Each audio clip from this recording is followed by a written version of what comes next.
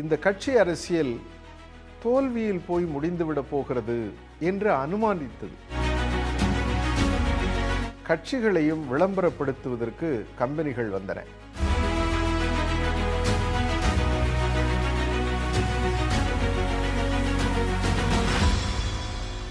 ஆயிரத்தி 1985 ஒரு புத்தகம் வெளிவந்தது.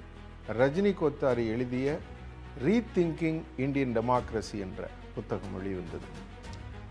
அது என்ன செய்தியை கொண்டு வந்து கூறியது என்று சொன்னால், இந்த கட்சி அரசியல் தோல்வியில் போய் முடிந்துவிடப் போகிறது என்று அனுமானித்தது அந்த புத்தகம்.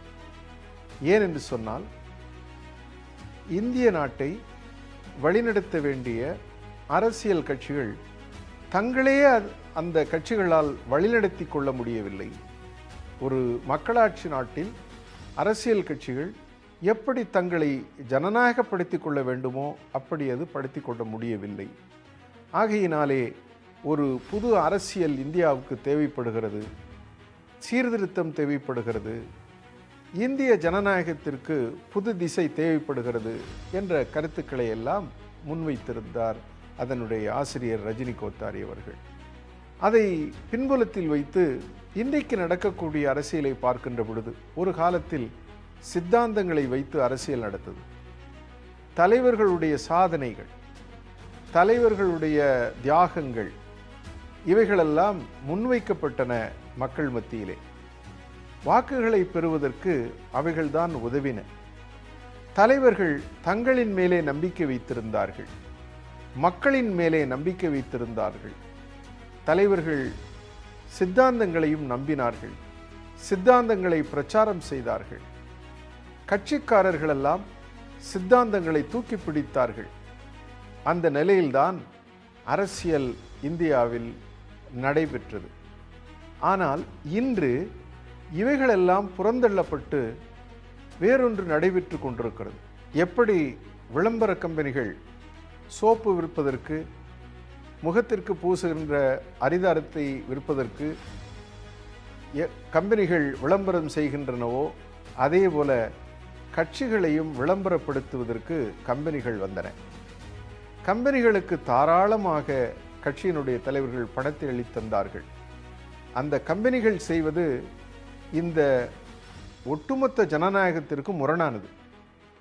ஒரு தலைவரை வெற்றி பெறக்கூடிய தலைவராக சித்தரிப்பது, எப்படி பொருள்களை வெற்றி பெற வைப்பதற்கு, சந்தையில் வெற்றி பெற வைப்பதற்கு, வணிகத்தில் வெற்றி பெற வைப்பதற்கு முயற்சி செய்கின்றனவோ விளம்பர கம்பெனிகள், அதே போல அரசியல் கம்பெனிகள் வந்து தலைவர்களை, கட்சியை வெற்றி பெற வைப்பதற்கு தேர்தலில் அந்த தலைவர்களை பொருள்களாக சித்தரித்து மக்களிடம் கொண்டு சென்று அவர்கள் விற்பனை செய்தார்கள்.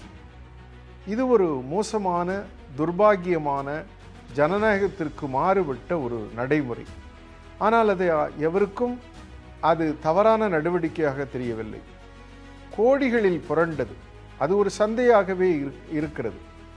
அடுத்து, என்று வாக்குக்கு பணம் கொடுப்பதற்கு தலைவர்களும் கட்சிகளும் தன்னை தயார்படுத்தி கொண்டனவோ அன்றே ஜனநாயக படுகொலை இந்த நாட்டில் நடந்தது என்று நாம் உறுதி செய்து கொள்ள வேண்டும். இன்றைக்கு இதனுடைய ஒட்டுமொத்த தோல்வி எங்கே நிற்கிறது என்று சொன்னால், இந்த சமூகத்திற்கு வழிகாட்ட வேண்டிய மக்களாட்சியில் மக்களை, சமூகத்தை மக்களாட்சிப்படுத்துகின்ற அரசியல் கட்சிகளே தோல்வியை தழுவியிருக்கிறது. தலைவர்கள் தோல்வியை தழுவியிருக்கிறார்கள். மக்களுடைய அங்கீகாரத்தை அவர்களால் வாங்க முடியவில்லை. அவர்களால் வாங்க முடியாததனுடைய காரணமாகத்தான், வாங்க முடியவில்லை என்ற காரணத்தினால்தான் சந்தைக்கு செயல்படக்கூடிய அதே விளம்பர கம்பெனிகளை இவர்கள் அழைத்தார்கள். இதைவிட தோல்வி ஜனநாயகத்திற்கு, கட்சிகளுக்கு, சித்தாந்தங்களுக்கு வேறொன்றும் வேண்டியதில்லை. ஆகையினால் இந்த தோல்வியிலிருந்து மீண்டெழுவதற்கான ஒரு புதிய யுத்தியை உருவாக்க வேண்டும், புதிய சிந்தனையை நாம் உருவாக்க வேண்டும். அங்குதான் நாம் அதிகமாக விவாதிப்பது மக்கள் அரசியலை முன்னெடுப்பது, மக்களுக்கு வழிகாட்டுவது. இன்றைக்கு நாம் பயன்படுத்தக்கூடிய தலைமை என்பதற்கு புதிய பொருள் கொள்வது என்பதையெல்லாம் மையப்படுத்தி நாம் புதிய அரசியலை கட்டமைக்க முனைய வேண்டும். அதற்கான விவாதத்தினை, பொது விவாதத்தினை உருவாக்க வேண்டும், அதை வியாபிக்க வேண்டும். அதுதான் இன்றைய தேவையாக இருக்கிறது நமக்கு.